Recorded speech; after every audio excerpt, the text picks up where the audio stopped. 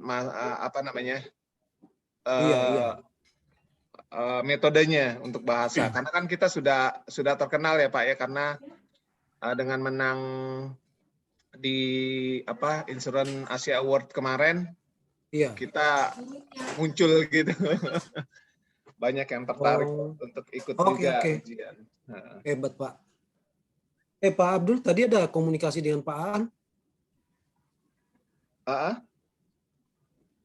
Barusan ada komunikasi dengan Pak Aan nggak, Pak Rusan? Oh, sebentar.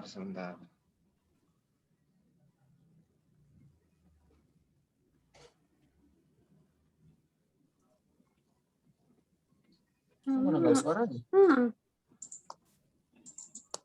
Belum ada nih Pak, nanti saya coba tanyain ya Pak. Mana? Ini lo kelihatan kali kan? Kelihatan gimana? Di sana kelihatan. Kelihatan gimana? Di orang lain kelihatan. Iya, emang harus dibuka. Suaranya. Bu Feni, tolong di mute ya mic-nya. Oke, Pak, tadi yang nanya terakhir siapa? Pak Dipa ya? Pak Dipa, monitor Pak Dipa. Kita mulai lagi ya. Pak Dipa.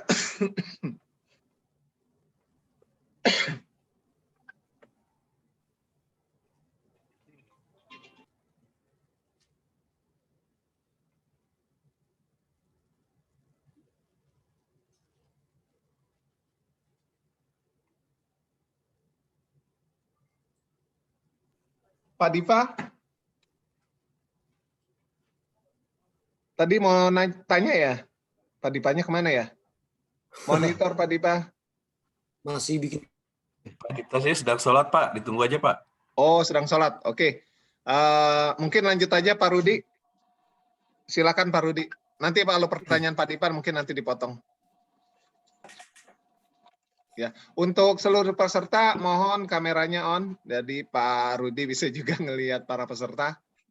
Sehingga kesannya bukan hanya satu arah, karena kalau di offin kemarin pengalaman kita tidak ada interaksi, hasilnya juga kurang begitu bagus gitu. Silakan Pak Rudi. Oke Pak. Kadang sinyalnya error Pak kalau kita nyalain video juga. Ini. Halo. Oke, saya coba lanjutkan. Kalau kita bicara mengenai apa peran kita saat ini, kita di industri asuransi ya. Kemudian terkait dengan risk management ini, apa sih sebenarnya peranan kita sebagai broker asuransi di dalam aktivitas risk management. Jadi coba kita lihat view-nya dari klien atau prospek klien kita. Kalau saya engage dengan Bapak Ibu misalnya, apa sih yang akan saya peroleh? Pertanyaannya kira-kira begitu. Kemudian tentunya salah satu yang akan menjadi bagian ada servis kita dalam kapasitas kita sebagai broker adalah yang pertama untuk membuat suatu program asuransi yang terbaik buat klien, buat prospek klien. Terbaik lagi-lagi dalam artian dari segi term kondisi polisnya sudah hal, kemudian harganya juga sudah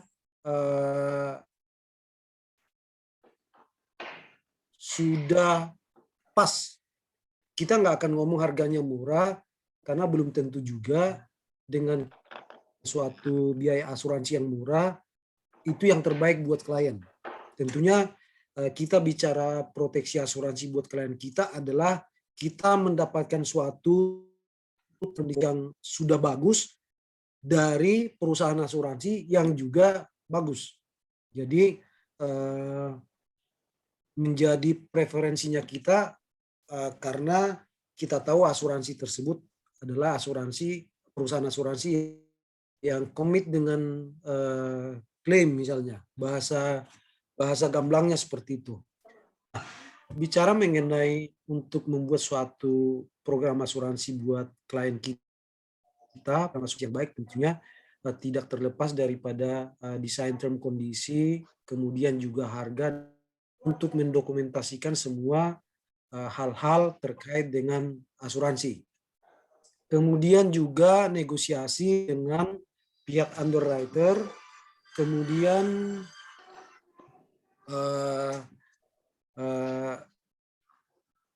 ya mungkin Bapak Ibu juga udah seringlah bikin suatu penawaran ke pihak asuransi, opsi 1, opsi 2, opsi 3 gitu kan.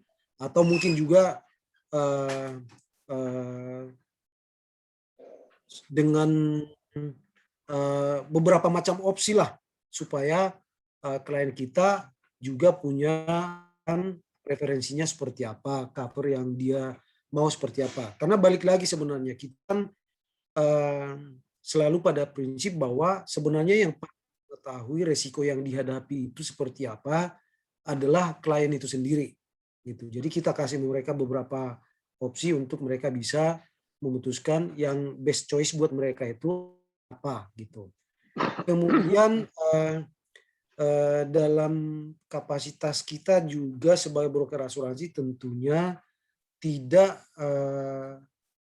bisa lepas daripada bagaimana polis asuransi tersebut diimplementasikan. Jadi ketika terjadi klaim, realisasinya seperti apa. Kalau beberapa tahun belakangan ini kan sering orang atau pelaku asuransi bilang sebenarnya etalase daripada perusahaan asuransi itu ada di bagian klaim, terutama semenjak adanya aturan-aturan dari OJK yang mengatur masalah rate untuk beberapa lini bisnis tertentu. Rate-nya diatur, deductible-nya diatur, dan beberapa lain gitu. Nah, ruang untuk masing-masing broker asuransi ataupun perusahaan asuransi untuk memberikan sesuatu beda kepada klien kan tentunya menjadi sedikit dibatasi lah saya bilang, karena untuk bicara memberikan deductible yang berbeda itu udah menjadi nggak mungkin. Untuk memberikan rate yang berbeda juga sudah tidak mungkin karena udah ada aturannya gitu. Jadi ngelihatnya dari mana? Apakah PT broker asuransi A misalnya itu better dengan asuransi yang lain? Tentunya itu akan dilihat dari realisasi kalau terjadi klaim gitu. Jadi implementasi daripada polis asuransi itu seperti apa ketika terjadi klaim. Kemudian yang kedua, peran itu termasuk juga provide policy support. Jadi mencangkup ke perubahan-perubahan yang diperlukan di polis asuransinya ketika terjadi suatu perubahan yang diperlukan, terutama kaitannya dengan profil bisnis yang berubah. Perubahan berikutnya mungkin terkait dengan aturan-peraturan yang ada Bapak Ibu. Jadi pertama kalau kita bicara mengenai perubahan profil bisnis, tadi udah sempat kita omongin okupasinya berubah dari produksi cat air menjadi produksi cat minyak. Kemudian profil resikonya juga berubah dari segi size bisnis karena kita bisnisnya growing, berkembang, sehingga apa yang sudah kita desain di awal menjadi nggak cukup. Limit untuk polis kargo misalnya kita desain di awal 1 juta, ternyata bisnisnya berkembang menjadi nggak cukup, kita perlu melakukan endorsement penambahan gitu. Jadi ini yang harus selalu kita monitor. Kemudian terkait dengan peraturan-peraturan, mungkin Bapak Ibu juga udah beberapa kali mengalami ada peraturan-peraturan dari OJK yang mengharuskan adanya perubahan tertentu. Saya masih ingat dulu waktu aturan mengenai tarif yang premi mulai diatur, semua broker asuransi dan juga perusahaan asuransi sangat sibuk karena peraturan itu ada ketentuannya, harus diimplementasikan dengan ketentuan sebagai berikut gitu. Saya lupa persis apakah itu berlaku surut atau enggak, atau apakah polis-polis yang sudah ada boleh menunggu hingga expire gitu. Tapi yang jelas waktu itu para pelaku industri asuransi cukup sibuk lah karena nggak ada satu pihak pun yang mau tidak comply dengan perubahan-perubahan tersebut. Jadi itu harus selalu dimonitor. Ada yang mau bertanya tadi? Pak, mohon maaf dengan Dipta Pak, Ya. tadi sebelum break Ya. saya mau nanya. Oke, Ini sebentar saya selesaikan dulu yang 3 poin ini ya, baru nanti ke baik. Dita ya. Siap Pak. Oke, mengenai claims handling, itu tadi udah kita bahas di poin yang di atas. Kemudian kita juga perlu arrange suatu insurer dengan customer untuk secara rutin meetings. Sorry, mungkin lebih tepatnya kita tulis di sini bukan insurer ya, broker. Itu perlu sekali untuk mendengarkan dari klien apa yang menjadi kebutuhan mereka supaya tetap up to date, apakah ada perubahan-perubahan yang perlu kita lakukan terhadap polis asuransinya yang sudah ada.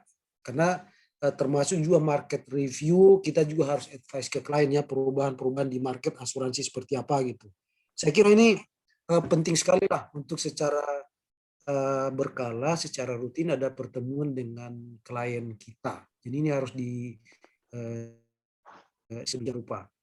Kemudian ini juga yang bagian ketiga, review compliance. Saya udah singgung di awal tadi bahwa ada aturan-aturan yang senantiasa kita harus comply, atau mungkin ada aturan-aturan baru yang harus diimplementasikan.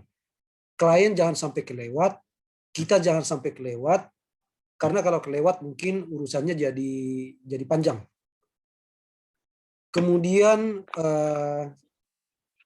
juga harus secara rutin mereview apakah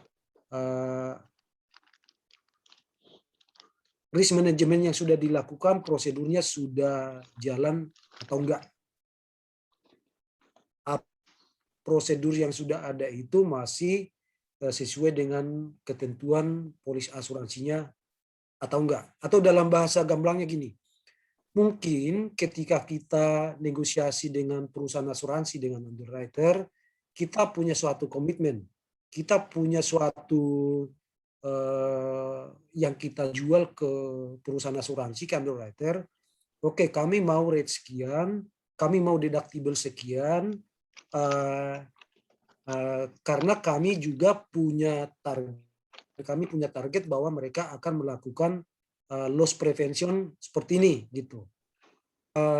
Misalnya akan pasang fire hydrant atau akan mengimprove menjadi standar sehingga asuransi mau memberikan suatu term, kondisi dan rate yang tertentu misalnya dengan mensyaratkan suatu ketentuan atau waranti lah kita bilang yang harus dilakukan oleh klien dalam kurun waktu tertentu. Jadi Bapak Ibu mungkin juga sudah tahu juga kalau sudah namanya waranti itu tidak ada pilihan buat klien, buat kita juga sebagai brokernya untuk mengusahakan supaya itu terimplementasikan sesuai dengan waktu yang dipersyaratkan. Kalau enggak, ada klaim mungkin akan menjadi dispute. Itu. Oke Pak, saya silakan. Persilakan untuk bertanya. Ya Pak, mohon maaf tadi agak ke skip sedikit. Ini kembali ke awal tadi Pak yang mengenai masalah manage manage ya Pak ya. Pada saat kita telah melakukan penutupan asuransi.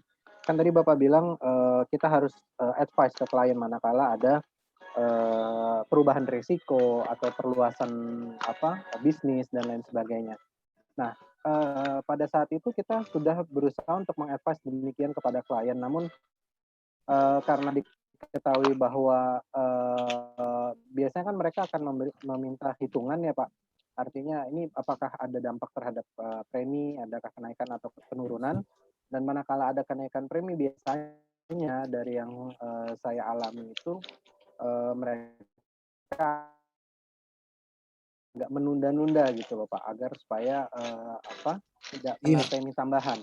Nah itu bagaimana ya Pak? Artinya kan kewajiban kita sebagai klaim sih nggak masalah mungkin ya Pak, tapi manakala ada klaim yang mungkin akan menjadi masalah. Nah itu mungkin bisa tolong di-advise Pak, bagaimana dengan case yang seperti itu Pak. Iya, betul sekali. Kalau nggak ada klaim ya aman-aman aja gitu. Begitu ada klaim, semua pihak akan bergerak, adjuster bergerak, kemudian asuransi juga mungkin akan review lagi polisnya, lihat lagi apakah ada bijak yang harus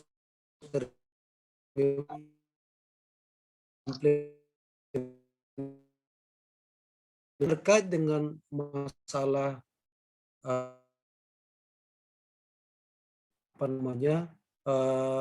fakta material lah saya bilang, itu menjadi sesuatu yang tidak bisa untuk kita negosiasikan ke underwriting. Tadi saya ambil contoh yang cukup ekstrim ya, cukup signifikan, bahwa okupasi resikonya sudah berubah dari produksi cat air menjadi cat minyak gitu. Asuransi sudah pasti sangat tahu, underwriter sudah pasti sangat tahu bahwa ada eskalasi resiko yang sangat signifikan dengan perubahan itu.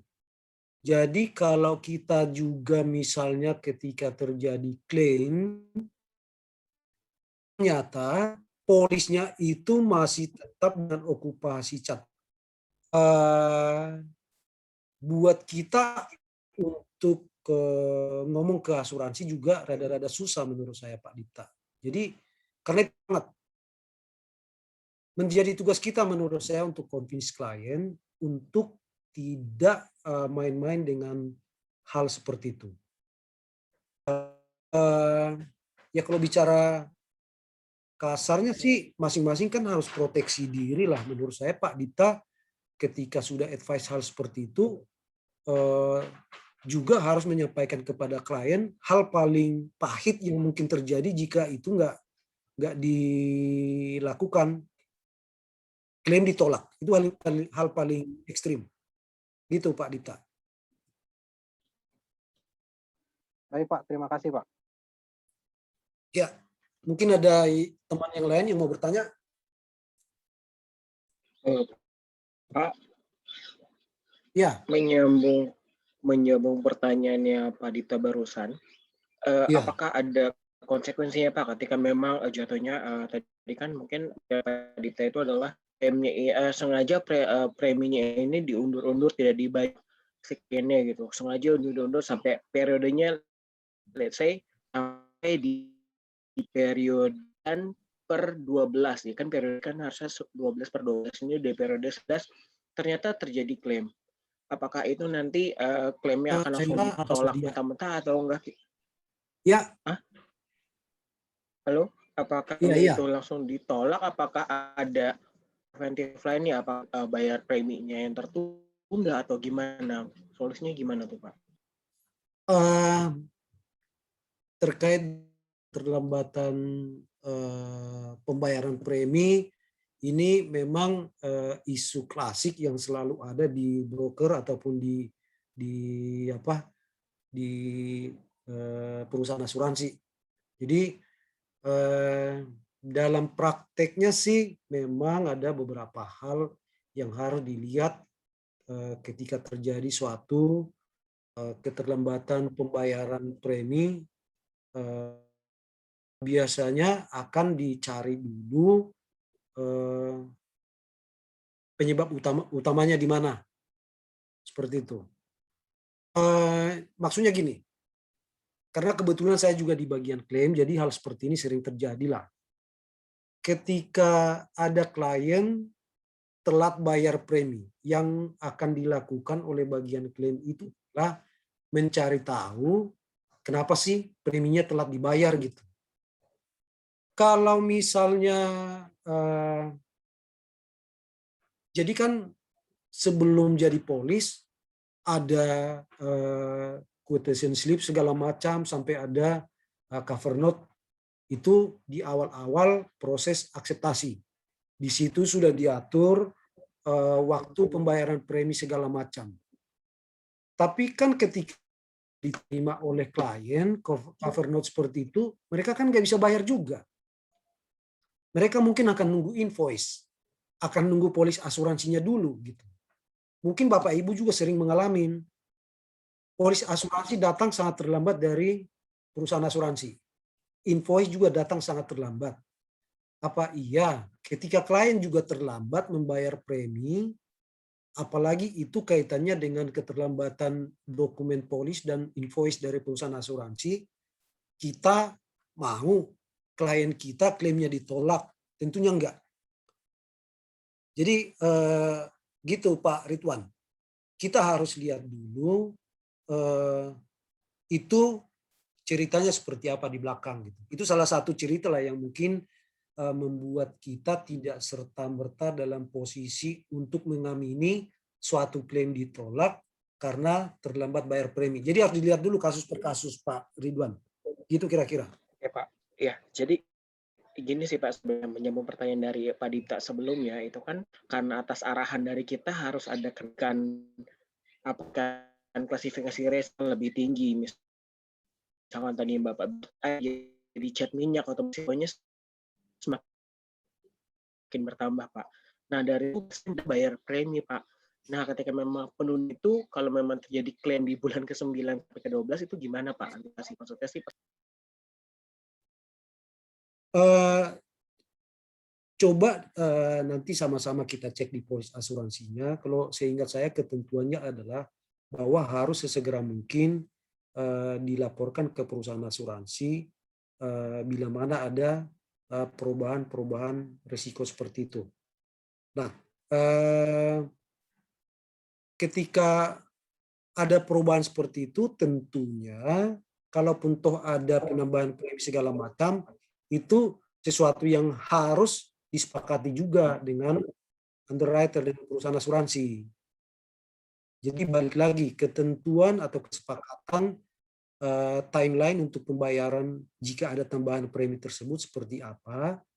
Kalau toh juga klien tidak setuju untuk bayar premi tersebut, kita harus advise yang paling pahit yang mungkin terjadi seperti apa. Gitu Pak Ridwan. Halo Pak, saya dengan Andi Ya. Pak. Ya. Ya, nyambung dari 2 pertanyaan tadi Pak. Jika kesalahannya tersebut di perusahaan asuransi gimana Pak? Pada saat kita sudah rilis quotation dan sudah disetujui sama tertanggung gitu ya, sama klien kita, dan mereka salah menentukan rate ataupun okupasi gitu. Kemudian pada saat mereka penginputan di polis, baru mereka menyadari bahwa terjadi kesalahan. Dan mereka mencoba minta maaf, dan kita juga sudah sampaikan kepada klien kita, tapi klien kita karena sudah tanda tangan dan manajemen mereka tidak mau berubah lagi dengan term and condition dan quotation yang sudah ditandatanganin, mereka tidak mau ditambahkan biaya premi gitu.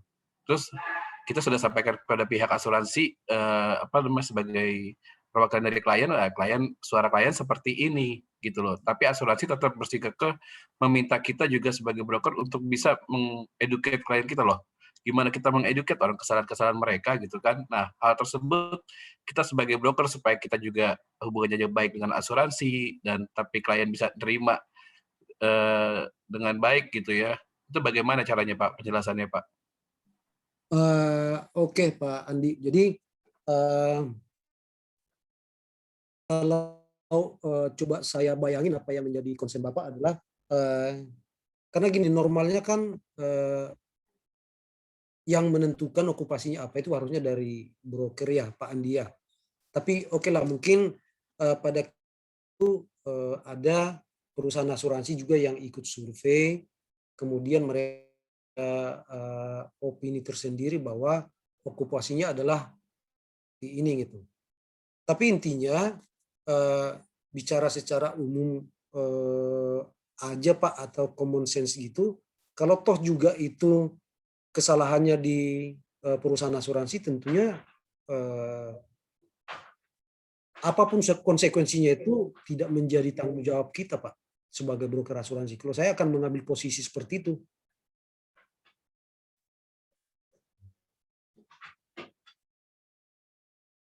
Namun kan polis tidak bisa dicetak oleh mereka, Pak. Secara regulasi sistem mereka kan sudah follow regulasi OJK. Karena tarif tidak bisa berubah kan? Iya, artinya mereka punya sendiri bahwa okupasinya adalah pabrik benang misalnya. Sementara faktanya di lapangan pabrik kain. Kemudian ketika mereka mengambil opsi menjadi pabrik benang itu semata-mata keputusan mereka. Kalaupun toh di belakangan ada terjadi dispute, misalnya asuransi, loss adjuster turun ke sana pada saat terjadi klaim, okupasi pabrik benang itu sesuatu yang salah, dan rate itu sesuatu yang salah. Menurut saya, ya kalau kita bisa buktikan kita nggak berkontribusi terhadap kesalahan itu, so what gitu, biar aja. Kita harusnya bisa memperjuangkan apa yang menjadi haknya klien atas klaim. Itu menurut saya, Pak. Ya, itu kan jika sudah tidak jadi polis, Pak. Nah, ini kasusnya ini polisnya jadi di hold sama asuransi, Pak. Karena mereka tidak mau isu polisnya. Nah, kita sebagai broker, mereka sudah rilis quotation dan sudah ditandatangani sama klien kita. Kita harus perjuangkan dong, Pak, untuk melindungi risiko yang akan berjalan nantinya gitu. Sementara periodnya sudah dimulai gitu, tapi mereka menghold polis asuransinya gimana, Pak? Let's say kayak polis kendaraan bermotor deh, mereka tidak mengenakan loading premi. Itu kan kesalahan dari mereka sendiri gitu loh, Pak, dari pihak asuransi. Nah, kita sebagai broker untuk itu minta asuransi tetap terbitkan polisnya sesuai dengan quotation gimana, Pak? Menurut saya sih, Pak Andi, kita tidak mungkin dalam posisi untuk melanggar sesuatu aturan yang sudah dibuat regulator, Pak. Kalau kita misalnya insist dengan alasan kita nggak bisa ganti okupasinya karena ini udah ditandatangani klien gitu. Tapi itu kan yang jelas sudah tidak sesuai dengan ketentuan apa yang sudah diatur di buku tarif oleh OJK. Saya pikir menjadi tugas kita untuk approach klien lah, supaya mereka bersedia untuk melakukan perubahan tersebut. Nggak mungkin, Pak Andi, menurut saya kita akan tetap bertahan rate yang salah, okupasi yang salah itu tetap kita pakai. Kita sudah komunikasikan ke klien, Pak. Namun kalau jika klien itu kabur, Pak, hanya karena hal tersebut gimana, Pak? Kalau saya dari bagian klaim, Pak Andi, daripada ketika ada klaim juga nggak bisa diproses,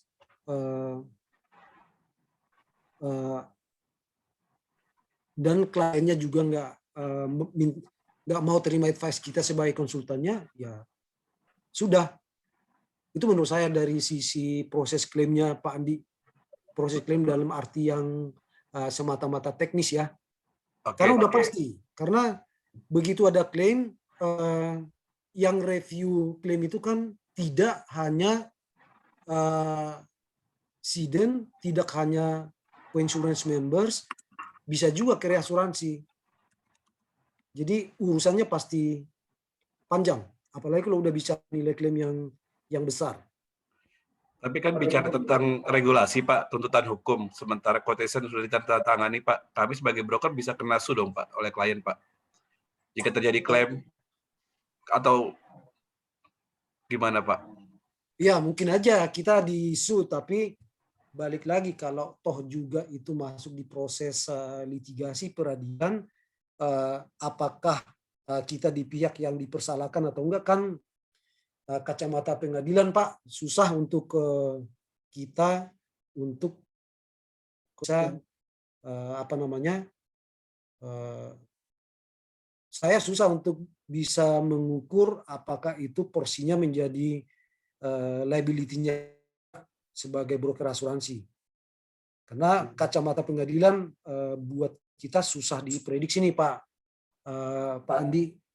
Mungkin udah sering dengar juga asuransi atau broker asuransi masuk di meja pengadilan, trennya seperti apa. Gitu ya Pak Andi. Siapa? Lanjut Ada Pak. yang lain Pak yang Rudi. bertanya? Ya. Ya, Pak Rudi. Pak, saya mau kok Pak. Ya. Ya, menambahkan tadi Pak pertanyaan-pertanyaan sebelumnya terkait dengan perubahan okupasi Pak. Itu Ya. kan sebelumnya jika kita nge-refer ke wording polis yang di poin 3.2 ya Pak. Iya, iya. Polis itu Thank kan you, udah nggak bantu berlaku. dicek. Iya, polis itu kan nggak berlaku apabila adanya perubahan resiko yang bersifat meningkatkan resiko meningkat Pak, ya kan? Ya. Kalau kita balik Pak, seandainya resiko yang dirubah secara tanggung itu menurun Pak, semua dari pabrik, kita bilang pabrik kayu atau pabrik tekstil. Iya. Pada saat pertengahan polis itu berjalan, dia berubah menjadi okupasi jadi kantor Pak. Iya. Itu bagaimana Pak status apabila terjadi klaim dan kewajiban tertanggung, apakah tetap harus melaporkan perubahannya, gitu Pak? Simpelnya sih kita lihat bunyinya aja Pak. Gitu. Gimana Pak? Soalnya kan ke polis asuransinya. Ya. Kalau di situ tadi Bapak, thank you udah bantu cek bahwa hanya diwajibkan lapor manakala terjadi kenaikan risiko. Ya. Itu ya. Yang di situ dijelaskan bahwa polis nggak berlaku apabila ada peningkatan risiko, intinya gitu Pak. Di 3.2 nggak salah ya. Iya. Pengertian saya, karena kalau terjadi penurunan risiko nggak diatur, nggak disebutin, ya harusnya polisnya tetap jalan. Baik. Tapi kita nih sebagai broker nih, mungkin poin yang harus kita angkat juga, berarti gua bisa dapat refund premi dong gitu. Betul, itu Pak yang saya maksudkan Pak. Ya, dari sisi marketing kan mungkin ke sana Pak arahnya Pak. Bisa jadi. Oke Pak. Saya lanjut ya. Oke Pak. Iya. Jadi coba kita lihat kalau kita bicara mengenai risiko, apa sih komponen-komponen yang ada di dalam risiko itu? Secara umum boleh kita klasifikasi hal-hal yang terkait dengan resources lah. Jadi dengan asetnya, kemudian juga dengan money, liability, sama orang-orangnya. Jadi tiap resources tertentu akan berbeda ancaman atau exposure-nya. Atau tiap aset-aset tertentu berbeda juga exposure ataupun ancaman-ancamannya. Jadi kalau bicara aset misalnya tentunya kaitannya dengan okupasi tadi ya, bahwa aset yang digunakan untuk okupasi ini akan berbeda ancaman-ancaman atau exposure yang attach ke situ. Sama juga terkait dengan liability. Kita berbisnis makanan bayi, susu dan makanan bayi misalnya. Kita bandingkan dengan kita berbisnis supplier baja bahan bangunan. Liability ataupun tuntutan hukum yang paling gede tentunya mengancam ketika kita berbisnis produk susu atau produk untuk baby. Jadi kira-kira begitu. Kemudian human. Kita misalnya sebagai pekerja di industri tertentu akan beda ancamannya terhadap orang yang bekerja di bidang yang lain. Jadi resiko bodily injury misalnya, resiko keracunan, ini pasti berbeda-beda. Nah, kalau kita sanksinya juga tentunya pendekatannya juga menjadi berbeda-beda gitu. Jadi pasti orang yang bekerja di tertentu kita bandingkan dengan mereka yang bekerja di mall, pasti ancamannya beda-beda. Jadi komponen risiko itu termasuk melihat resources yang seperti ini. Kemudian bicara mengenai komponen berikutnya adalah terkait dengan perils, penyebab-penyebab kerugian yang mungkin terjadi. Pertama bicara mengenai act of God. Bicara mengenai act of God, simpelnya sih kita lihat aja polis gempa. Itu polis gempa udah dibuat klasifikasi sedemikian rupa, dibuat zona-zonanya, itu melihat kepada tingkat ancaman yang melekat pada daerah tersebut. Kemudian juga cara mengenai act of God itu tidak semata-mata bicara ya topan. Misalnya ada daerah-daerah tertentu yang kategori daerah typhoon belt area bahasa asuransinya. Kemudian ada daerah-daerah tertentu juga yang sudah menjadi sifat alamnya sangat banyak potensi petir. Kemudian tsunami. Kemudian juga letusan gunung berapi. Jadi hal-hal seperti ini, risiko-risiko yang mengancam. Kemudian juga kalau kita bicara mengenai orang-orangnya, people, mengenai mirip tadi dengan resource terkait dengan human, bisa berbeda-beda antara pastinya beda lah ancaman terhadap orang-orang dengan ego yang ancamannya juga cukup signifikan dengan yang cukup aman lah kita bilang. Mungkin kita bicara konteks gempa dan letusan gunung berapi. Kemudian bicara mengenai konsekuensinya. Jadi ketika perilsnya jadi konsekuensinya akan seperti apa? Akan sangat berbeda suatu objek dengan objek yang lain.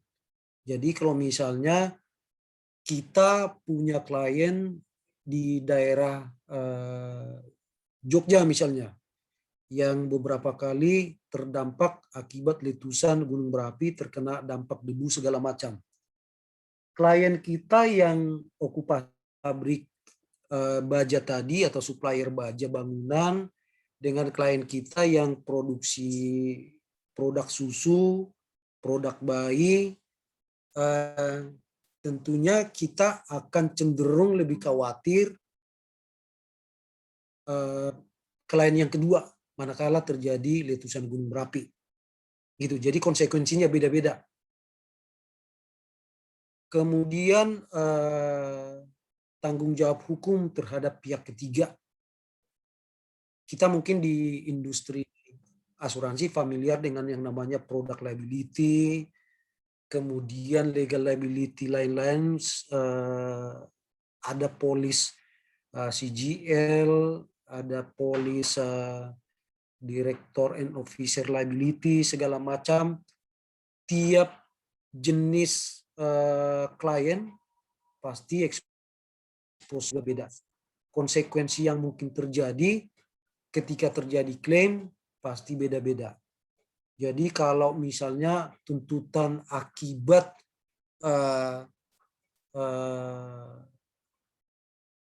konsumer mengkonsumsi produk susu yang udah bisa dong kebayang itu tuntutannya bisa kemana-mana.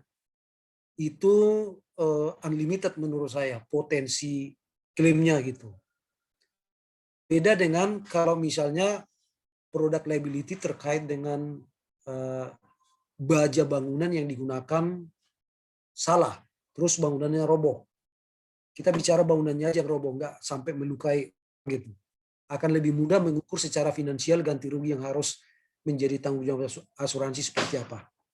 Kemudian juga terkait dengan penyakit dan bodily injury.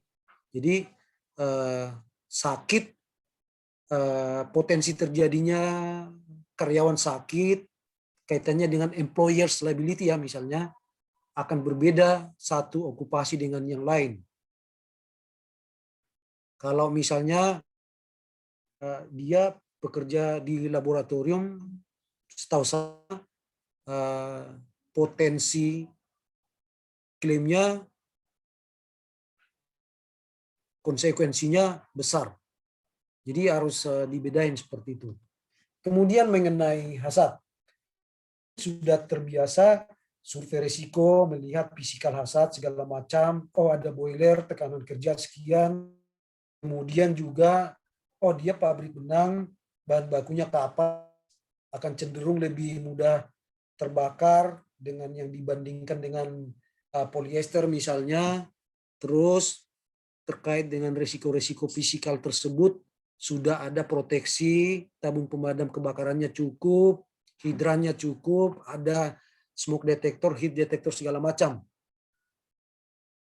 Kemudian selain itu sebenarnya ada risiko yang sifatnya yang lebih kepada tidak kasat mata, tapi ini memang selalu ada. Kita juga menghadapi klaim-klaim seperti ini gitu. Jadi mungkin Bapak Ibu pernah dengar kita agak kesulitan cari cover asuransi untuk alat berat yang berlokasi di daerah tertentu.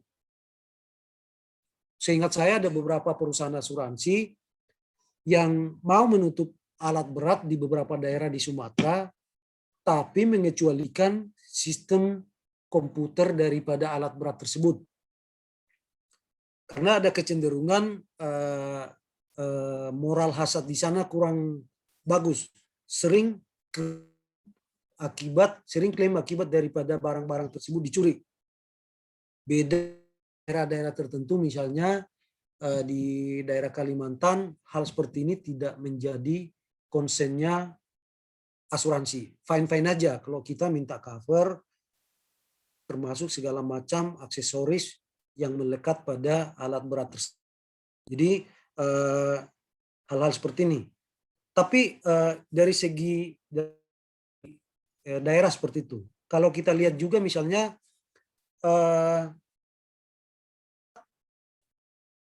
bisa aja cenderung lebih gede ketika berhadapan dengan risiko-risiko yang barangnya misalnya gampang dijual, misalnya supplier handphone, supplier barang-barang consumer good gitu, dibanding dengan mereka distribusi bahan kimia. Seperti hal seperti ini harus kita identifikasi untuk bisa melakukan suatu proses manajemen risiko yang tepat, termasuk juga aspek moral hazardnya. Ada yang mau ditanyakan, Bapak Ibu?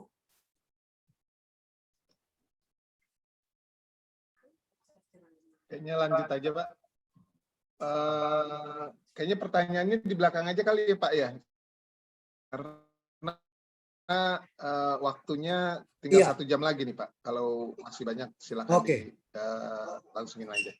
Ya, ini tadi menjadi bagian dari topik yang kita akan bahas.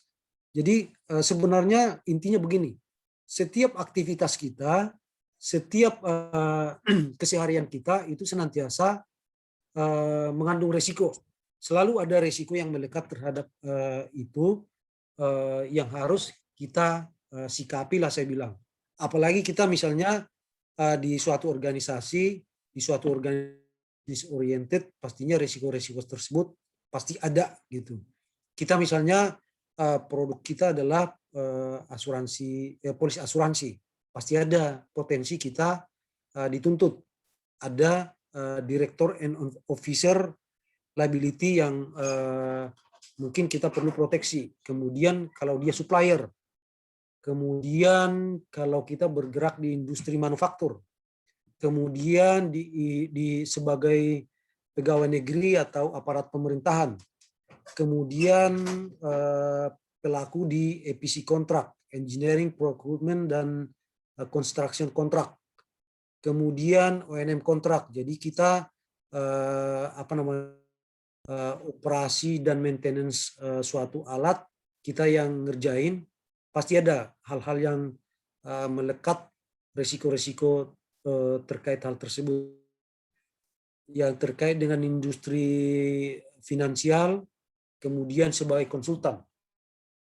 Jadi pasti apapun yang kita lakukan, kita bergerak di bidang bisnis apa aja, selalu ada resiko-resiko yang melekat terhadap kita yang harus kita sikapi.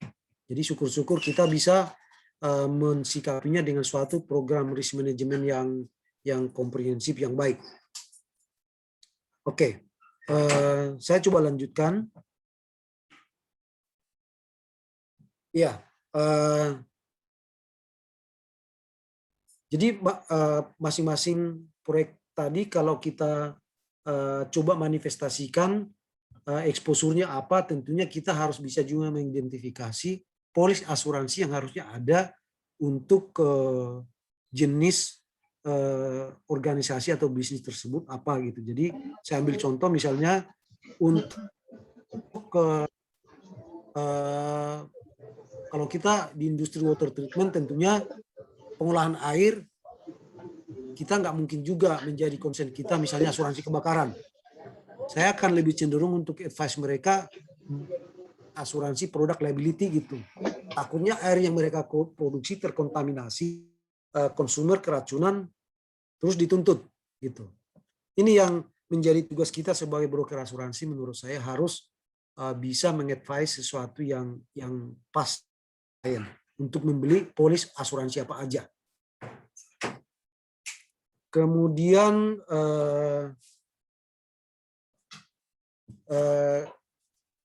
tadi udah bicara mengenai proses risk management seperti apa, kita udah lihat juga resiko-resiko apa sih yang ada untuk beberapa jenis organisasi ataupun bisnis, kemudian juga komponen daripada risiko itu apa aja sih gitu. Sekarang pertanyaan besarnya adalah apakah itu risk management?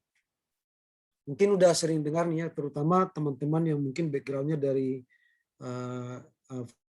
misalnya pasti udah sering mendengar definisi daripada risk management itu seperti apa. Tapi pada intinya adalah bahwa risk management itu adalah suatu proses yang sifatnya kontinu yang bertujuan untuk mengurangi ketidakpastian di dalam suatu organisasi.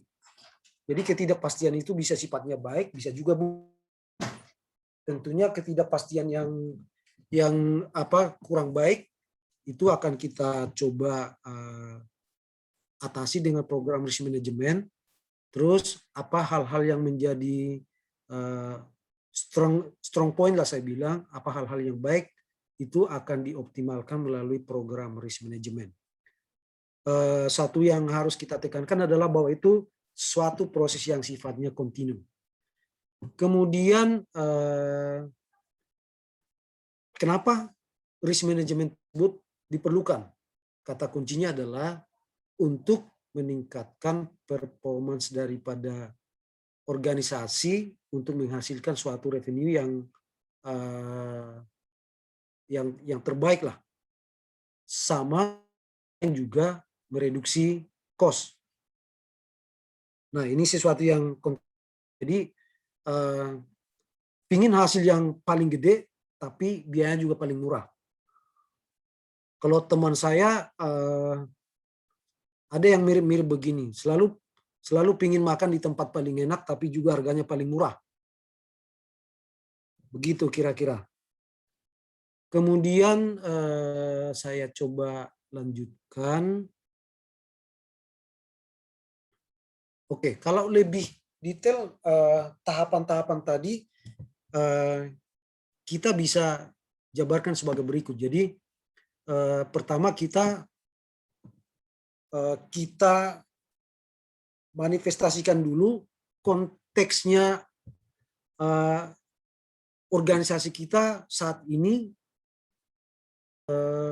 pada tahap mana di dalam sudut pandangnya terhadap manajemen risiko. Jadi itu tadi udah kita omongin di awal, kita harus jelas dulu posisi kita saat ini terhadap risk management seperti apa. Dari segi internalnya, kemudian juga dari segi eksternalnya. Artinya apakah ancaman-ancaman dari luar juga sudah diantisipasi dengan baik. Harus coba sepakatilah kita di level seperti ini. Kemudian berikutnya adalah mengidentifikasi sedetail mungkin resiko-resiko yang mengancam itu seperti apa. Kita hasil identifikasi kita harus dokumentasikan sedemikian rupa supaya kita di dalam mengambil satu keputusan ke depannya langkah risk management seperti apa itu menjadi lebih tertata, lebih akurat. Kemudian untuk mencapai itu kita harus juga ada pihak-pihak dari area-area tertentu atau kita sebutlah departemen tertentu yang benar-benar bisa mengerti ancaman-ancaman risiko yang ada di sisinya mereka, di bagiannya mereka, di departemennya mereka. Jadi untuk bisa identifikasi risikonya bisa dengan tepat disampaikan kepada komite risk management. Kemudian kita harus bisa menganalisa dan quantify seperti apa. Ini tadi udah ditanyakan teman kita, ya kita harus bisa kuantifikasi seperti apa. Kemudian kita bisa merumuskan distribusi probabilitasnya seperti apa kalau kita mau lihat severity dan juga frekuensinya seperti apa. Kita kan kalau bicara mengenai asuransi selalu bicara risiko itu, bicara severity dan bicara frekuensinya. Itu harus bisa kita rumuskan dengan baik pada saat proses-proses risk management ini kita lakukan. Kemudian resiko-resiko yang sudah kita identifikasi tersebut harus bisa kita integrasikan untuk selanjutnya nanti kita bisa memutuskan mana sih di antara risiko yang ada yang harus menjadi prioritas kita untuk bisa kita atasi terlebih, untuk bisa kita biayakan terlebih dahulu. Karena saya nggak yakin ada suatu risiko yang bisa berdiri sendiri terlepas dari satu bagian dengan bagian lain. Jadi apa risiko yang mengancam di bagian produksi misalnya itu nggak mungkin bisa berdiri sendiri. Misalnya itu sudah pasti terkait dengan risiko di quality. Bahan baku yang datang apakah sudah terkontrol dengan baik, sudah dicek dengan baik, sehingga risiko-risiko yang berikutnya ketika barang tersebut, bahan baku tersebut di tahap proses produksi sudah aman. Kira-kira gambarannya seperti itu. Jadi harus terintegrasi mulai daripada tahap awal itu ada, barang itu diproses, kemungkinan juga barang itu nanti disimpan di potensi terkontaminasi, potensi barang itu rusak karena cara penyimpanan. Banyak pihak yang terlibat, banyak departemen yang terlibat di situ. Jadi harus terintegrasi penanganannya seperti ataupun identifikasinya harus terintegrasi. Kemudian ini adalah setelah keempat tahapan di atas, kemudian kita harus bisa melihat dampak secara agregat daripada risiko itu kalau kejadian. Jadi kalau risiko ini terjadi, maka dampaknya begini. Kalau risiko ini terjadi, dampaknya begini. Segi kerugian materialnya berapa, potensial loss business opportunity berapa, mungkin akan business interruption akan terekspos sampai 2 bulan kalau ini yang terjadi, tapi kalau yang ini yang terjadi mungkin akan 8 bulan. Jadi hal-hal seperti itu harus bisa kita rumuskan supaya kita bisa mengambil mana risiko yang prioritas untuk kita tanggung dulu. Karena untuk melakukan penanggulangan terhadap risiko perlu cost ya Bapak Ibu. Jadi harus tetap ada prioritas. Hampir nggak mungkin menurut saya suatu risiko yang sudah teridentifikasi itu secara simultan dilakukan tindakan pencegahan atau penanggulangan.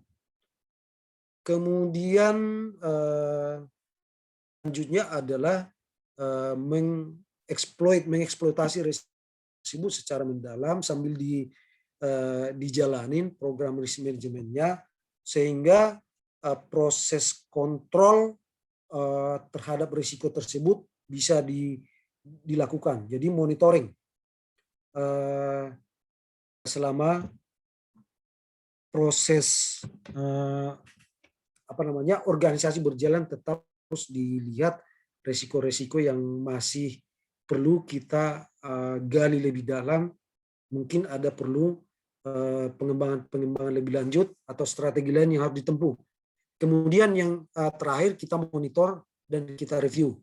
Ini tadi yang kaitannya dengan profil risiko yang berubah, kemudian ada aturan-aturan yang berubah yang harus kita implementasikan dan menjadi bagian daripada program risk management. Oke, itu progres tahapan yang harus kita lakukan. Dan ini harus sifatnya close loops, jadi harus berulang. Jadi kalau kita lihat, kita coba bagi secara lebih simpel, tahapan proses tadi dapat kita klasifikasi menjadi bagian proses identifikasi, proses evaluasi, dan proses risk control. Atau kita lihat di skema berikut. Oke. Saya coba highlight ketika kita misalnya sudah pada tahap risk control. Jadi selanjutnya adalah kita harus bisa klasifikasi mana yang menjadi risiko-risiko fisikal, risiko-risiko finansial. Jadi tentunya treatmentnya juga harus lebih spesifik. Ketika kita bicara risiko fisikalnya, apa yang bisa kita lakukan ketika terjadi suatu klaim, kemudian juga sebelum terjadi klaim, kita coba identifikasi apa sih langkah-langkah yang mungkin kita sajikan, kita suggest ke klien untuk bisa dilakukan, sehingga kalaupun toh terjadi risiko, frekuensinya bisa menurun, severity-nya juga bisa. Kemudian bisa belajar dari kejadian yang ada klaim misalnya, kita harusnya bisa juga rekomendasi yang bisa dilakukan oleh klien untuk menghindari kerugian yang lebih besar. Jadi ini saya kira bahwa di dalam kita beraktivitas sebagai konsultan asuransi, kita tidak cukup semata advice klien untuk bisa mendapatkan polis asuransi yang terbaik dari segi term kondisi maupun dari segi rate, tapi kita bisa memberikan lebih dari sekedar itu. Jadi loss control misalnya, loss prevention, itu menjadi sesuatu yang sangat dibutuhkan klien menurut saya. Kemudian ini ketika resiko finansialnya sudah teridentifikasi, tugas kita selanjutnya adalah keputusan apakah akan di-retain, apakah akan ditransfer, kemudian bicara retain juga bisa company murni membiayakan sendiri atau juga bisa engage dengan pihak lain. Misalnya mengundang konsultan. Dan kalau bicara transfer udah pastinya kita sama-sama tahu bahwa salah satu mekanisme transfer risiko yang paling populer adalah kerjanya kita sehari-hari, asuransi. Kemudian ada juga research, tapi kalau yang ini menurut saya lebih kepada di luar skopnya kerjaan kita. Jadi kayak ya share-nya di split misalnya.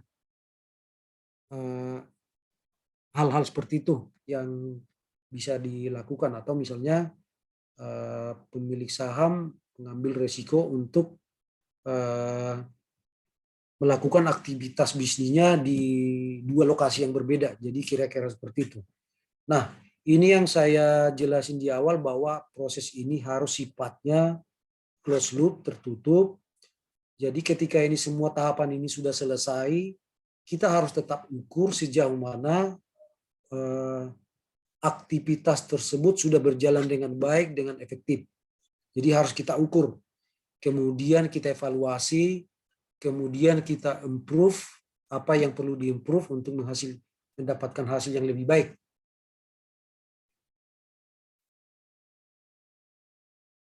Gini kira-kira prosesnya. Bapak Ibu ada yang mau ditanyakan? Silakan.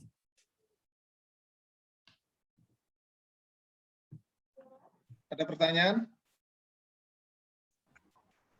Lanjut, Pak. Ya, kalau kita coba lihat di bisnis kita sehari-hari,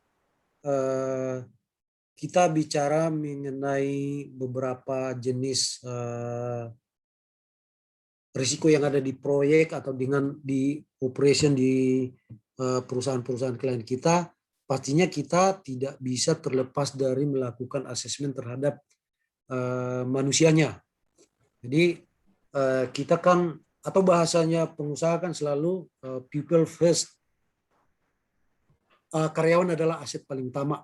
Kira-kira begitu. Jadi kita harus, saya kira menjadi konsen kita juga apa yang bisa kita sampaikan, langkah-langkah risk management atau polis asuransi terkait apa yang bisa kita sampaikan, sajikan ke klien untuk proteksi human capitalnya mereka.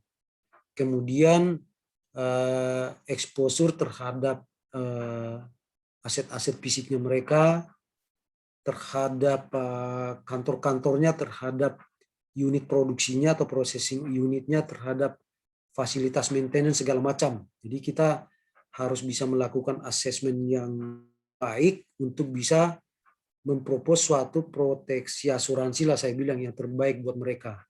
Kemudian juga terkait dengan aset-aset yang sifatnya mobile, mungkin alat berat, mungkin kendaraan, atau mungkin juga bahkan pesawat. Kemudian kita juga harus bisa memberikan view lah bahwa terkait dengan liability, posisi mereka seperti apa. Tadi udah kita singgung bahwa liability suatu perusahaan tertentu atau tanggung jawab hukum tertentu, perusahaan tertentu mungkin beda-beda. Pabrik obat, pabrik produk bayi, pabrik industri baja, peralatan segala macam, liability hukumnya, ancamannya pasti beda-beda. Kemudian kita misalnya bicara mengenai resiko-resiko fisik itu seperti apa yang harus menjadi dalam kapasitas kita sebagai pelaku industri asuransi lah.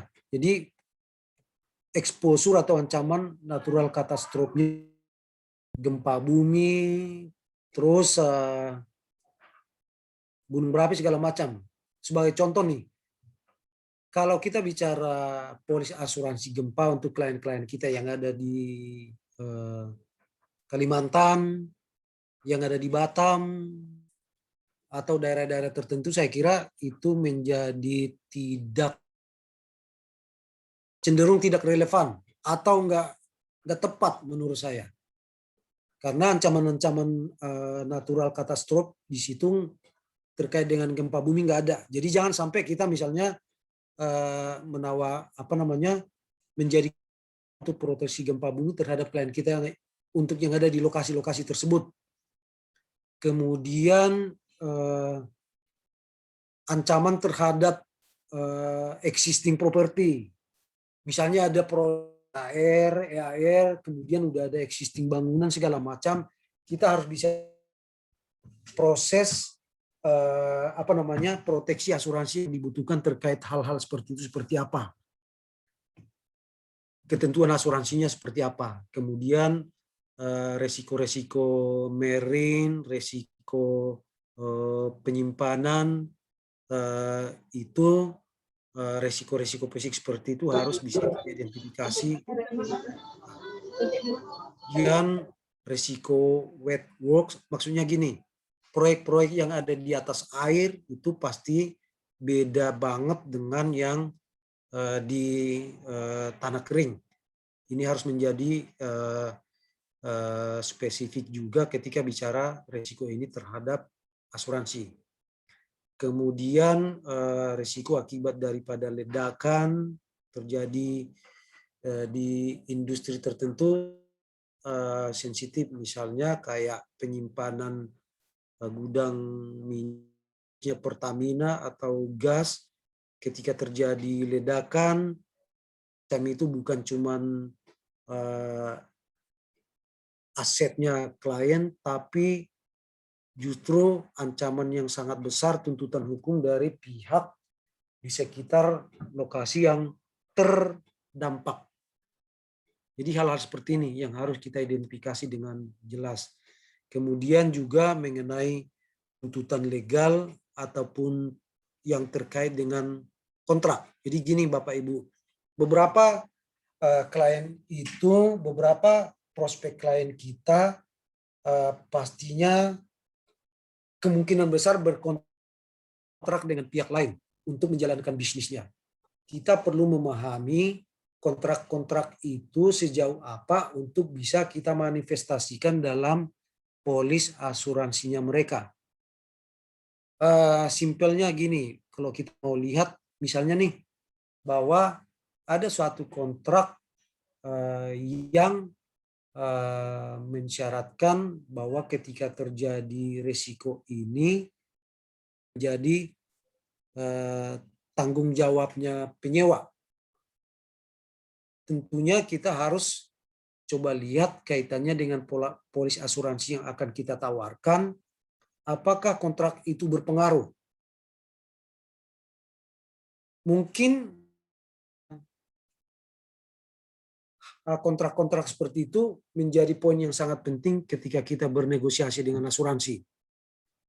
Sampai resiko kejadian tertentu, misalnya 10 juta, sudah diambil alih oleh pengontrak. Maka menjadi concern kita adalah resiko yang di atas 10 juta. Tentunya kita propose resiko sampai 10 juta menjadi deductible. Ini kan sangat bermanfaat. Itu contoh simpelnya lah. Beberapa perusahaan asuransi atau broker asuransi lah saya bilang menjadi bagian dari servis mereka juga kepada untuk kontrak review. Jadi lagi-lagi kita harus bisa memberikan sesuatu yang nilai plus lah, bukan semata-mata bicara kontrak asuransi aja ketika kita mau memberikan servis kepada klien. Kemudian juga kita harus bisa melihat atau konsiderasi terkait dengan resiko-resiko finansial, resiko potensi business interruption, kemudian resiko terjadinya gagal bayar kepada, kemudian adanya resiko-resiko yang mungkin terjadi ketika suatu bisnis terinterupsi, ada biaya-biaya tambahan yang mungkin increase cost of working, kita bisa kasih setup berapa untuk klien, kemudian kita juga harus identifikasi resiko-resiko force major yang mungkin bagian terpenting daripada risiko finansial tersebut. Kira-kira begitu. Sorry, ada yang mau bertanya tadi? Silakan yang mau tanya, langsung unmute. Bapak, saya mau nanya, Pak. Ya. Iya, saya mau nanya sebenarnya ini agak backlog ke belakang lagi nih Pak soal base of risk sebenarnya. Tapi ini agak nyambung ke tipe-tipe risk tadi sih, risk consideration-nya. Tadi kan risk control kan tadi kebagi dua Pak, financial sama physical. Tapi kalau saya lihat dari skemanya, kalau financial, kalau yang physical pasti mereka ngedampak ke financial dari si company-nya dong ya Pak. Jadi misalnya secara fisikal bangunannya roboh gitu, atau secara fisikal bangunannya kebanjiran gitu. Mungkin akan jalannya memang akan bisa prevent gitu ya Pak. Dengan prevent contohnya biar nggak roboh, mungkin fondasinya harus kuat dan segala macamnya. Tapi kan at the end itu akan mengganggu finansialnya mereka gitu. Kalau risiko tersebut terjadi gitu. Nah, saya mau tanya, ini perbedaan antara dua tipe risk ini, bedain antara controlling-nya seperti apa, Pak? Karena menurut saya at the end semua risiko itu akan mempengaruhi finansial dari sebuah institusi ataupun company gitu, Pak. Ya, betul Bu Fitri. Jadi yang mau saya sampaikan adalah kalau bicara risiko itu kan secara umum selalu ada risiko fisikal gitu. Jadi yang terdampak itu adalah fisik, asetnya, gitu. Kemudian bicara risiko finansial itu bisa jadi secara fisik dia nggak terdampak, tapi secara finansial dia sangat terdampak gitu. Bisa jadi misalnya karena klien kita, contohnya nih, asuransi yang mereka punya itu adalah asuransi kredit ya. Jadi kan nggak ada juga aset fisik yang diinginkan. Kemudian juga resiko finansial yang mungkin terjadi padahal secara fisik nggak ada juga loss yang terjadi. Jadi kayak resiko supply lah saya bilang. Jadi yang adalah gagal supply dari PLN atau dari PAM sehingga proses produksi tidak bisa jalan, tapi terjadi resiko finansial gitu. Kalau mau dilihat seperti itu, maka resiko finansial dan resiko fisikal itu sesuatu yang independen bisa terjadi. Tapi benar yang disampaikan Mbak Fitri tadi, apapun yang terjadi terhadap risiko finansial itu memang konsekuensinya adalah kerugian finansial. Dan yang selalu kita bicara di industri asuransi ini adalah kerugian finansial, itu yang selalu kita cover. Gitu kira-kira. Oke, otomatis sebenarnya risk control-nya secara fisikal ada sub-nya lagi gitu ya Pak. Physical pasti if affect the financial terms dari suatu company baru bisa ditransferin gitu ya Pak ya. Iya. Oke Pak, terima kasih. Ada yang lain?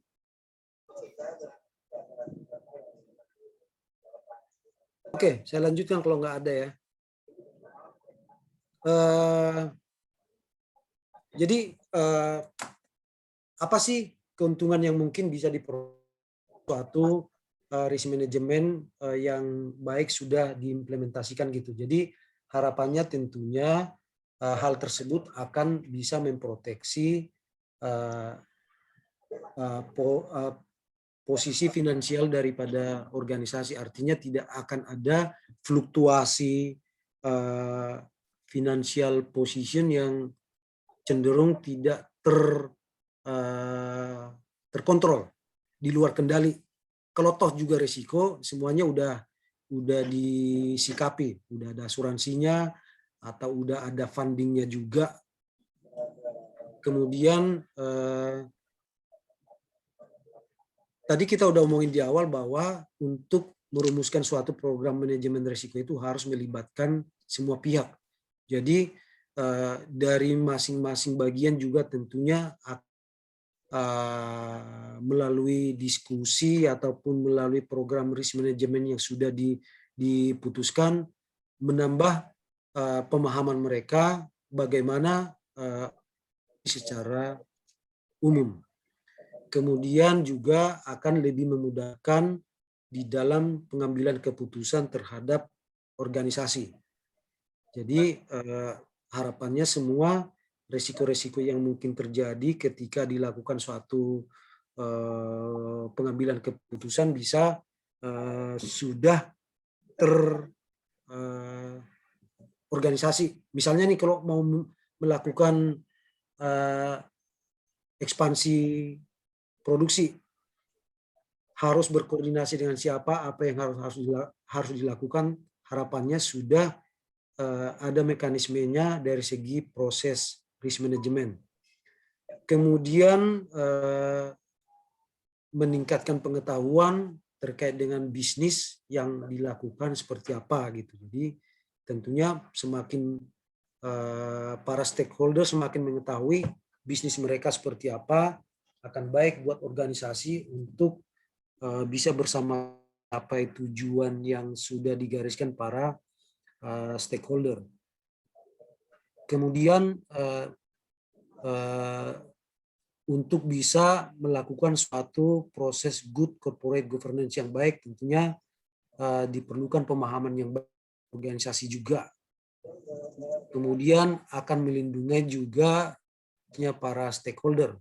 Ya tentunya kan makin aman, makin bisnisnya karena semua udah terkoordinasi melalui proses risk management, apa yang menjadi kepentingan maupun hal-hal yang sudah digariskan para stakeholder mudah untuk dicapai. Kemudian meningkatkan keterlibatan daripada karyawan di aktivitas organisasi.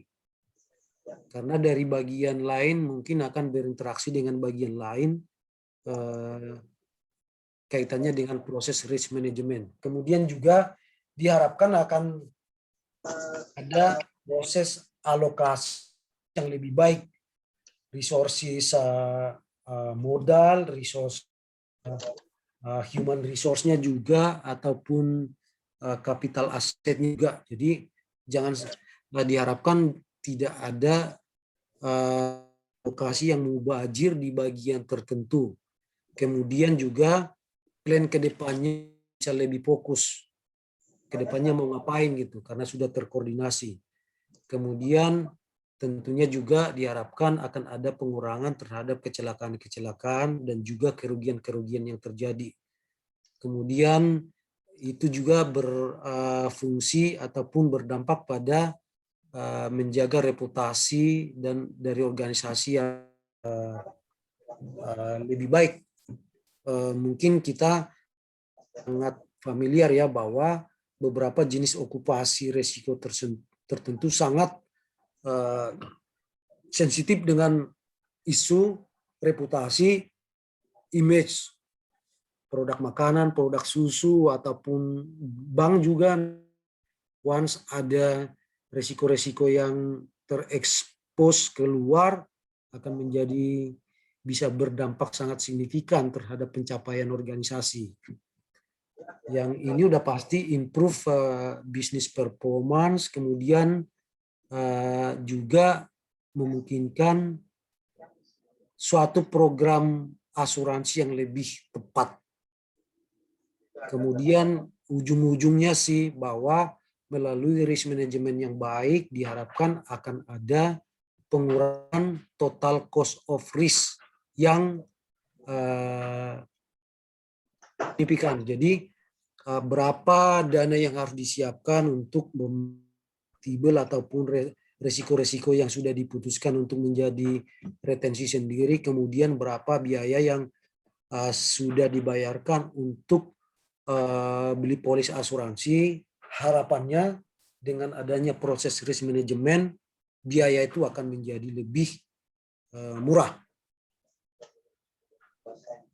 Kemudian lebih spesifik lagi sebagai broker yang bisa ditawarkan kepada klien, tentunya ada proses identifikasi risiko, proses mitigasi, proses transfer, dan proses manajemen risiko yang lebih baik. Jadi ketika mereka melakukan tahapan proses manajemen risiko tadi, harusnya kita kontribusi untuk bantu mereka. Kemudian ini tadi sempat saya singgung juga, harusnya kita juga bisa bantu klien kita untuk mereview kontrak-kontrak mereka dengan pihak ketiga.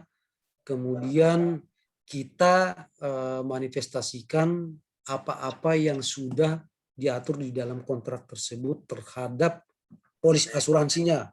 Mungkin kita bisa sarankan mereka untuk beli polis asuransi tertentu dengan limitasi seperti ini, dengan limit liability seperti ini, dengan minimum on risk-nya seperti apa, risiko sendiri seperti apa, deductible seperti itu. Karena ini menjadi benefit yang mungkin secara konvensional lah, bukan menjadi tugas dari pelaku asuransi sebenarnya. Dan kita bisa berkontribusi terhadap kontrak review, saya kira akan sangat bagus. Kemudian juga bisa untuk menyajikan data-data yang komprehensif kepada underwriter untuk mendapatkan suatu term kondisi polis baik. Kemudian kalau memungkinkan juga mana klien membutuhkan, kita bisa membantu mereka untuk bernegosiasi terhadap para pemodal lah, atau terhadap otoritas pemerintah. Ini sangat memungkinkan, karena bukan tidak mungkin kita misalnya diajak oleh klien untuk bertemu dengan para banker untuk menjelaskan bahwa resiko-resiko yang resiko-resiko tertentu bisa ditransfer ke perusahaan asuransi. Kemudian terkait dengan policy wording-nya, udah pasti kita untuk bisa menjelaskan secara jelas mana-mana yang sudah menjadi bagian dari proteksi asuransi, mana yang belum.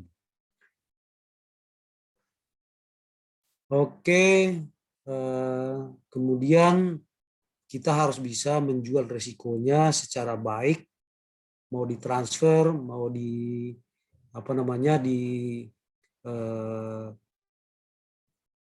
tangani oleh konsultan. Kita harus bisa membantu klien untuk menyampaikan hal tersebut kepada pihak-pihak dimaksud. Kemudian tentunya sesuai ketentuan OJK bahwa kita juga bertanggung jawab klien memberikan claim manajemen dan konsultansi. Kemudian juga memang klien kan selalu berhadapan dengan paling leader insurer dengan co-insurance membernya. Di belakangnya mereka tidak berkontrak, tapi sangat lazim, sangat sering juga bahwa klien ingin tahu pasar reasuransinya seperti apa. Kalau kita misalnya deal dengan asuransi ABC, terus ini di belakangnya siapa gitu. Itu juga kita harus bisa menjelaskan secara umum kondisi reinsurance seperti apa di luar sana ataupun asuransi lokal. Kemudian kalau bicara mengenai risiko konstruksi, tentunya kita juga bisa menyampaikan beberapa advice yang mungkin mereka bisa ambil untuk memproteksi kepentingannya mereka. Jadi itu yang bisa saya sampaikan pada sesi hari ini. Tapi sebelumnya mungkin ada pertanyaan lagi. Ya, saya Pak. Ya. Ya, dari Aryo APAI 019. Ini mau tanya untuk terkait kontrak Pak. Misalkan kita mempunyai tertanggung subkon di suatu tambang. Iya. Itu sejauh mana review kontrak yang harus kita review gitu. Misalkan apa cukup dengan kontraktornya saja atau dengan kontrak antara kontraktor dengan si pemilik lahan atau setnya. Intinya sih menurut saya gini Pak. Jadi kontraknya itu bunyinya apa terkait dengan liability masing-masing pihak. Jadi pihak pertama dengan pihak kedua kan tentunya apa yang menjadi kewajiban adalah menjadi bagian daripada kontrak tersebut. Kemudian kontrak-kontrak tersebut terutama bagian kewajiban itu apakah memungkinkan untuk diproteksi dengan suatu polis asuransi tertentu. Simpelnya gini sih Pak, banyak klien-klien, kita kebetulan pegang ada beberapa bank, ternyata mereka itu beberapa kantor cabang itu sewa. Kemudian kontrak dengan para pemilik bangunan mensyaratkan mereka untuk membeli asuransi kebakaran, terus ada juga yang mensyaratkan beli termasuk asuransi gempa bumi segala macam gitu. Itu yang harus kita review Pak. Contoh simpelnya begitu. Termasuk juga limit untuk mereka harus beli proteksi itu. Limit mereka harus bertanggung jawab itu sejauh apa? Itu yang kita lihat apakah hal-hal itu, tanggung jawab itu atau liability itu bisa dialihkan dengan membeli polis asuransi. Kira-kira gitu Pak. Simpelnya begitu. Tapi kalau kita bicara yang lebih rumit lagi, kayak tadi salah satu jenis bisnis O&M, Operation and Maintenance Contract. Jadi ada nih Pak yang power plant misalnya, bahwa resiko itu sangat complicated, untuk pengoperasiannya sangat rumit, sehingga untuk menjalankan itu, plan itu harus pihak ketiga. Akhirnya dibuatlah syarat untuk operation dan untuk maintenance. Itu kontraknya sangat rumit Pak. Apa-apa yang menjadi kewajiban daripada si pemegang kontrak, apa-apa yang menjadi kewajiban daripada si pemilik. Jadi kalau bicara lebih detail, selain daripada polis asuransi yang harus ada di situ, misalnya polis property all risk, polis machinery breakdown, polis DNO, kemudian juga polis product liability, seperti itu harus bisa kita identifikasi di kontrak yang mereka untuk bisa kita manifestasikan dalam bentuk polis asuransi Pak. Itu kira-kira. Oke, kita persempit aja Pak. Ini kita ada klien, ada subkon itu terkait penjagaannya Pak. Di mana di kontrak itu tentang tanggung jawab si atau regulasinya seharusnya si tertanggung itu sendiri tanggung jawabnya kan. Iya. Tapi kalau masuk ke sisi kontrak antara kontraktor dengan si pemilik site, yaitu membatasi orang. Jadi si tertanggung ini tidak ada izin untuk penjagaan karena memang di situ sudah terpisah secara teritorialnya antara si pemilik site dengan si kontraktor. Iya. Gitu. di mana ini kontrak ini saling ini dengan aturan yang ada dengan si kontraktor dengan site gitu Pak. Apakah kita harus review sampai kontrak dengan site-nya, karena seperti ini kondisinya, dia contoh case dia misalnya ada klaim pencurian, tetapi di historical si tertanggung ini beberapa tahun terakhir itu tidak ada pencurian gitu Pak, bersih. Karena kalau lihat dari kontrak dengan si kontraktor itu sudah aman, karena dia ada di teritorial si kontraktor dengan pengawasan si kontraktor itu sendiri gitu. Nah, cuman balik lagi diwajibkan kan harus ada penjagaan, di mana penjagaan itu tidak ada penjagaan dari si tertanggung karena pembatasan orang dari si pemilik site gitu. Seperti apa? Iya, menurut saya sih Pak bahwa kita kan sudah jelas sebagaimana apa yang dibuat di dalam kontrak. Jadi kita nggak mungkin juga review kontrak orang gitu. Ya apa yang diatur di dalam kontrak kita, kita menjadi bagian dari pihak tersebut, kita harusnya batasin sampai di situ aja Pak tanggung jawab kita. Oke, siap Pak. Terima kasih Pak. Iya. Ada lagi? Pak Rudi, saya mau tanya Pak Rudi.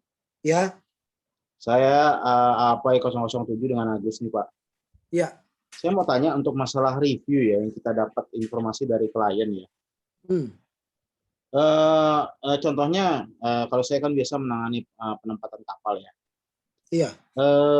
Kita lihat dari dari loss assessment yang saya lakukan, dari fleet yang ada, ternyata cuma 1 atau 2 kapal yang mengalami klaim, dan itu jumlahnya cukup besar.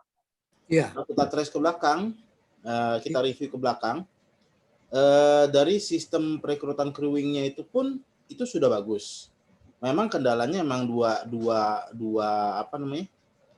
kejadian ini murni karena faktor cuaca. Iya. Nah, tapi karena hasilnya loss-nya cukup besar, sehingga penempatan ke asuransinya susah. Gimana Pak cara kita ini meyakinkan asuransinya? Karena asuransi kadang-kadang lagi-lagi yang menjadi dasar adalah bilangan angka klaim, loss profile-nya itu. Seperti itu Pak. Terima kasih. Iya Pak. Kalau saya boleh jujur, saya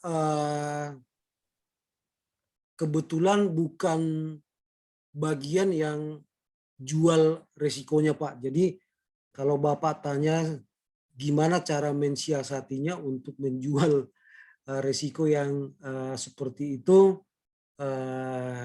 saya cenderung nggak bisa jawab nih Pak, terus terang aja. Tapi memang itu sudah sering kejadian lah, bukan cuma di resiko kapal ya. Bicara resiko pabrik benang misalnya. Yang selalu kejadian itu adalah 1-2 loss, tapi nilainya severity-nya sangat signifikan. Begitu gudangnya terbakar, yang namanya gudang selalu total loss. Yang kejadian mungkin 1-2 dalam 1 tahun, tetapi dari segi nilai klaim memang langsung boom gitu. Kalau asuransi kan selalu bicara statistik asuransi, mungkin mereka cenderung melihat bahwa komparasi antara premi dan klaim. Pada tahapan tertentu mungkin mereka akan lupa melihat kepada severity-nya. Pokoknya tahun ini, okupasi ini, total loss-nya sekian, premi sekian gitu. Statistiknya kan begitu Pak. Ya, menurut saya sih kalau saya coba lihat-lihat kerjanya teman-teman yang dari marketing atau underwriting, ya memang pasar harga itu kan nggak bisa tergantung kepada lokal insurer juga, harus bicara secara global. Jadi klaim yang ada di Indonesia juga itu kan mereka catat juga sebagai reasuransi. Jadi gitu menurut Pak. Ini yang kadang-kadang yang sering saya bingung, hanya patokannya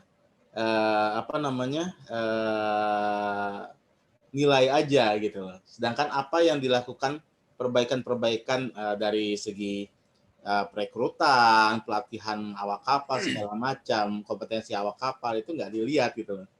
Jadi hanya satu yang yang mengalami kecelakaan, jadinya berefek ke semua seperti Betul, itu. Pak. Betul, Pak. Bahkan efeknya itu kan bukan kepada account itu aja. Keseluruhan, Pak, biasanya. Iya, betul. Betul, iya. Pak. Itu yang masih saya bingung tuh sampai sekarang. Gimana ini cara ini meyakinkannya? Iya, Pak. Nanti kita tanya para penjual resikonya aja dulu. Saya di bagian klaim, Pak. Jadi nggak kompeten jawab itu, Pak. Nggak kurang pengalaman. Baik, Pak. Baik, Pak. Oke, terima kasih, Pak. Oke, Pak Agus. Pak Rudi, 5 menit lagi ya, Pak? Masih banyak nggak, Pak? Udah sih, Pak. Oh, udah ya? Iya. Silakan lanjut dulu, Pak. Oke, Bapak Ibu. Pak Abdul, tadi udah bicara sama Pak Aan. Iya. Udah ya? Udah. Untuk kuis ini, Bapak itu sebetulnya kan masuk di materinya risk management kan ya, pengenalan risk management. Nah, yang kedua itu kan survei risiko. Kalau memang jadi satu bagian yang tidak terpisahkan, kuisnya bisa dijadikan satu, Pak. Iya, besok ya, Pak. Bisa dijadikan satu terkait dengan risk management dan survei risiko. Itu kan bisa jadi satu sih ya, materinya Kak, berkesinambungan ya, Pak ya? Iya, betul, Pak. Oh, ya bisa, Pak. Itu bisa dijadikan satu kuis. Mungkin soalnya aja mungkin yang agak lebih banyak atau gimana gitu ya, Pak. Siap, Pak Abdul. Ya, mungkin paling banyak kan 5, Pak. Jangan banyak-banyak. Iya. Ya. Silakan, Pak, lanjut. Bapak, Ibu sekalian, kalau tidak ada yang mau ditanyakan lagi, saya kira untuk malam hari ini. Pak Rudi. Halo, ya.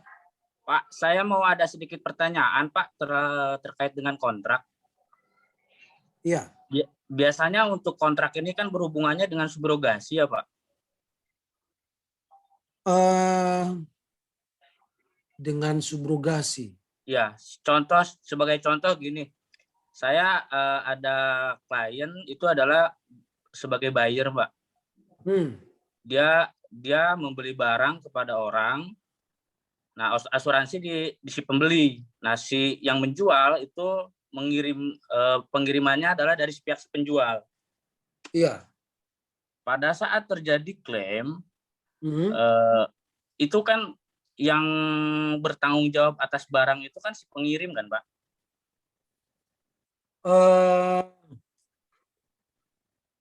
Kalau bicara secara umum ya, Pak ya. Sebenarnya kita mungkin udah familiar dengan istilah under custody-nya klien gitu.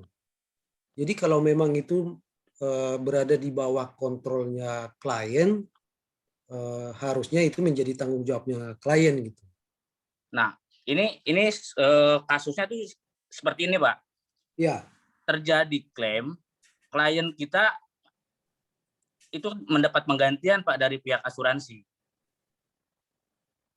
Namun si pihak asuransi akan subro kepada si pihak pengirim.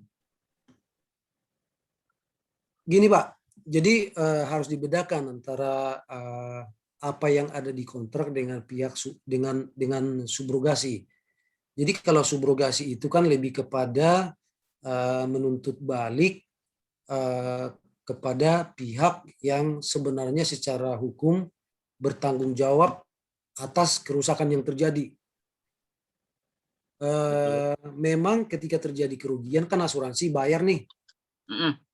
Tapi kalau bicara bahasa bebasnya lah, enak aja si A yang salah, gua yang disuruh bayar kata perusahaan asuransinya gitu.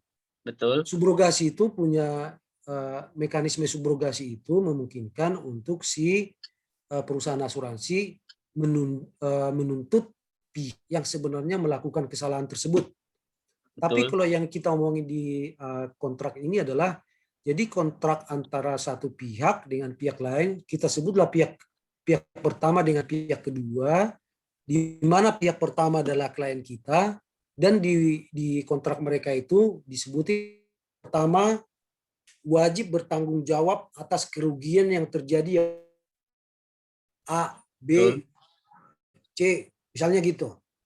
Jadi tugas kita adalah melihat kontrak ini, melihat kewajiban ini, apakah memungkinkan kewajiban-kewajiban daripada klien kita ini, pihak pertama ini, yang bagian A, B, C tadi diproteksi dengan asuransi. Gitu kira-kira, Pak. Betul, Pak. Tapi ini kejadiannya itu seperti ini, Pak. Si klien kita itu dapat penggantian dari pihak asuransi. Iya. Namun asuransi subok ke si penjual atau si pengirim. Iya. Nanti si penjual, si pengirim akan menuntut klien kita. Dimuter jadinya, Sorry, Pak. Klien Bapak ini yang punya barang. Pembeli barang, Pak. Pembeli barang.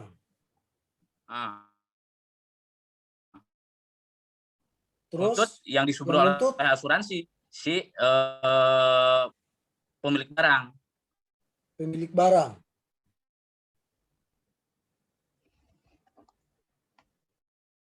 Oke. Emang pemilik barang melakukan kesalahan apa sehingga dia bertanggung jawab terhadap kerugian yang terjadi? Sebetulnya gini, Pak. Pada saat pengiriman terjadi eksiden di perjalanan. Ya. Nah, si tertanggung kita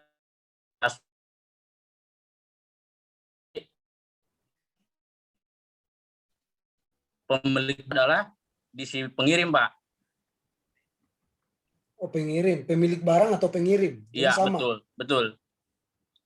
Nah, jadi pada saat si tertanggung kita setelah menerima penggantian dari asuransi subro kepada mereka dan mereka menuntut balik ke tertanggung kita. Jadi fungsinya asuransi di situ muter aja jadinya, Pak. Sorry, logikanya pihak yang melakukan kesalahan melakukan subrogasi ke pihak lain, saya kira harusnya nggak bisa, Pak. Dia yang salah, terus dia mau subrogasi siapa? Halo, Pak, kurang jelas suaranya, Pak. Dia yang melakukan kesalahan, terus dia minta pertanggungjawaban ke orang lain yang melakukan kesalahan, nggak tepat menurut saya. Intinya subrogasi itu menuntut pihak yang sebenarnya melakukan kesalahan, yang sebenarnya bertanggung jawab gitu sih, Bos. Oh, oke. Materi subrogasi ini nanti akan dibahas di pengenalan asuransi, Pak Indra. Oke. Siap, baik, Tapi Pak. secara apa namanya? Secara legalnya seperti yang disampaikan oleh Pak Rudi, untuk si pihak asuransi berhak untuk menuntut yang bersalah, itu berhak. Iya. Nah, kepada yang pengirim tadi kan, karena pengirim yang melakukan kesalahan. Nah, pengirim itu nuntut ke pemilik yang beli, yang beli itu nggak ada legal standingnya, dimanapun nggak bisa, karena sesuai dengan hukum KUHD juga udah dibicarakan. Nah, besok nanti akan dibahas tuh oleh Pak Anton. Nanti mungkin bisa ditanyakan kembali secara detailnya. Baik, Pak. Ya. Silakan Pak Rudi. Iya, masih ada? Saya kira malam ini cukup, Bapak Ibu. Sorry kalau ada penyampaian yang kurang tepat. Sampai ketemu besok dan selamat malam. Oke. Selamat malam, Pak. Malam, Pak. Terima kasih. Makasih Pak Rudi. Makasih ya, Pak. Terima kasih. Makasih, Pak Rudi. Makasih Pak Rudi. Malam semua. Thank you, Pak. Disampaikan linknya di Terima kasih. Terima kasih. Siap Pak Rudi. Nah, Terima kasih Pak. Terima kasih Pak. Terima kasih Pak Rudi. Sama-sama. Horas. Horas Amang, sehat-sehat Terima Amang. kasih. Jangan lupa isi angket ya. Nanti kita akan sampaikan di linknya di grup Isi WA apa ya. Pak? Isi apa? Horas Sorry Pak. Medan. Angket pengajar. Iya. Oh iya, oke. Itu sebagai bagian juga dari absen. Oke. Nanti kita akan sampaikan di grup. Oke, terima kasih Pak. Oke, makasih semuanya. Sampai Ya. ketemu besok. Makasih Pak Rudi. Ya. Thank you Pak Abdul. Sampai ketemu besok juga ya Pak ya. Oke, thank you Pak. Besok mungkin sekalian disiapkan untuk materi kuisnya juga ya Pak. Besok jam 5 ya Pak? Oke. Pak, besok jam 5? Ya, besok tetap jam 5. Jam 5 ya? Tadi karena mulai lebih cepat karena ada pembukaan. Oke Pak, besok jam 5 Pak. Siap. Untuk linknya sama ya, link Zoom-nya biasanya sama. Oh, nggak berubah Pak? Nggak berubah dengan yang terakhir ini. Oke, makasih semuanya. Terima kasih Pak Rudi. Sampai ketemu besok. Kita tutup ya. Assalamualaikum warahmatullahi wabarakatuh. Waalaikumsalam. Assalamualaikum warahmatullahi wabarakatuh.